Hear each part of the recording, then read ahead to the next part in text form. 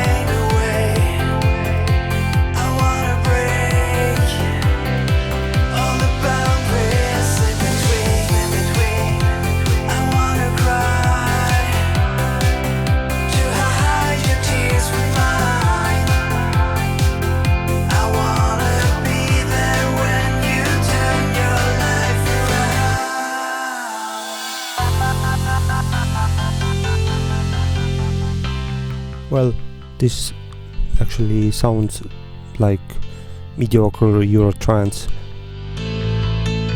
So there's probably just one remark I'd like to make, and this is regarding the loudness war that obviously Fruity Loops tries to be a part of too.